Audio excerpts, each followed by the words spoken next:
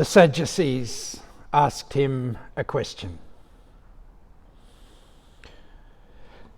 7 keen brothers heard a wedding bell. 7 keen brothers heard a wedding bell.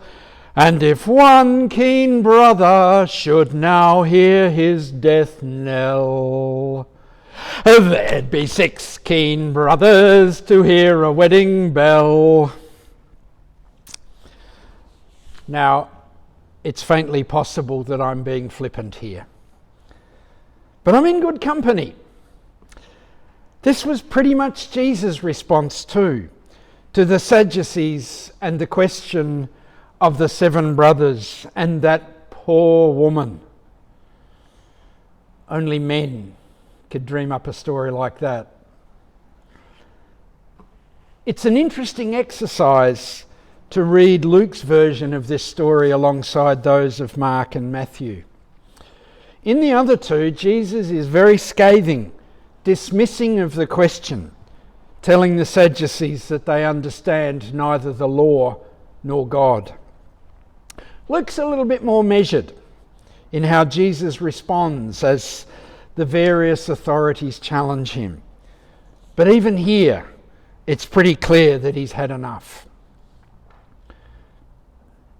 Now, I don't want today to actually focus just on the specifics of the story. I want to look a little bit wider than that, at what's going on in Luke's story of Jesus, and particularly this part of it. And I want to think briefly also about the fact that this story and the ones around it are the ones chosen to end the church's liturgical year. We're only 2 weeks away from that end. The 20th of November will see the day that's known traditionally as the Festival of Christ the King, or more recently, the Reign of Christ. And then we begin the new church year with the 4 Sundays known as Advent, the ones that lead us into Christmas. We'll talk more about this over the next few weeks as the stories come together. But for now, I want to spend some time with the context of this story for Jesus and for the Sadducees. Because in one sense, the story, or at least its contents, isn't that crucial. The real story, it seems to me, is what's going on around it. And that's the story of conflict between Jesus and the authorities of his day. Luke is building his story of Jesus to its climax in the narratives of Jesus' death and passion and resurrection. So I think it's really important to remember that the setting for this gospel story today is Jerusalem in the last weeks of Jesus' life. According to Luke, we've already seen Jesus' entry on the donkey and the response of the crowds. That has the attention of not only the Jewish leaders, but the Romans who will ultimately decide Jesus' fate and who will ultimately, as we know, crucify him. And as if that isn't enough, Luke follows up with stories of Jesus disrupting the dealers in the temple. That story that we often call the cleansing of the temple. So the stage is set here for the several conflicts that we'll see in chapter 20 of Luke's Gospel. At the end of chapter 19 we read, "Each day he was teaching in the temple. The chief priests, the scribes and the leaders of the people kept looking for a way to kill him, but they didn't find anything they could do, for all the people were spellbound by what they heard." It makes getting rid of him tricky, to say the least. But as chapter 21 unfolds, we see the momentum shift and we see a series of conflicts. Firstly, we have the leaders who come to Jesus asking about his authority. He gives them a conundrum and a parable in turn about the vineyard owner and the dishonest tenants. And if we see it as a competition or as a game even, Jesus 1, leaders nil. And I love how Luke describes what follows that story. They watched him and sent spies who pretended to be honest in order that they might trap him. They asked Jesus next up about paying taxes, expecting him to trip himself up one way or another. But he doesn't. Remember the great line, give to Caesar that which is Caesar's, and to God that which is God's. Jesus 2, leaders nil. And our story comes next. This time it's the Sadducees taking their turn. Same result. 3-0, Jesus.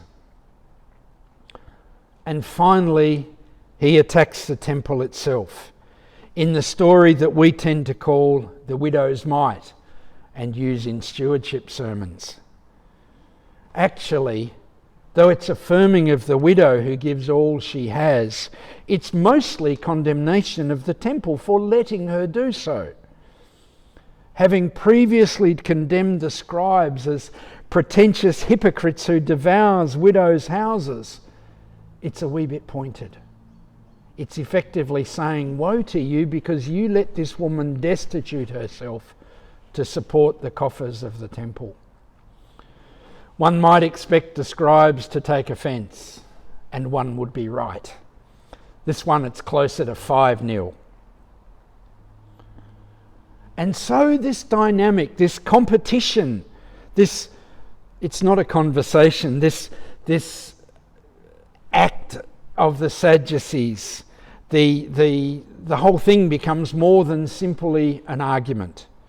It's part of a chain of such conversations where those in authority are queuing up to have their go at trapping Jesus. And not only do we see the wisdom of Jesus shown clearly, we also begin to see why in Luke's Gospel his life came to the end that it did. It was because he refused to be silenced about the way things are, particularly when people were oppressed by the system. It was because he rocked the boat. He challenged the system, and what's worse in their eyes, he did it in the name of God. For those of us who seek to follow his way, this is challenging, but it's also good news. That's because it tells us that heaven can't be defined or limited by human ways of thinking and doing. It can't be defined by human legalism. It's not contained by our ideas of what's good, bad, or indifferent, or by our notions of who's worthy and who isn't. It's unfettered by our cultural notions of relationship and who belongs with whom or to whom. Heaven is about eternal values, about the love that is God. God with us in all moments, all decisions, all actions, and for all creation. In our story today, the Sadducees are out to trap Jesus with their question on the resurrection. And our antenna should be up because they don't believe in the resurrection. So the question is a nonsense for Luke and for Jesus. And in Luke's Gospel, Jesus treats it as such, a nonsense. The shalom of God doesn't play by their legalistic rules or definitions or ours. And it is about what happens in this life rather than beyond it. And even as he dismisses the question, Jesus makes another point. In their view of things, the Sadducees' question is one of ownership. Whose wife would she be? To whom would she belong in heaven? And that too is a nonsense for Jesus.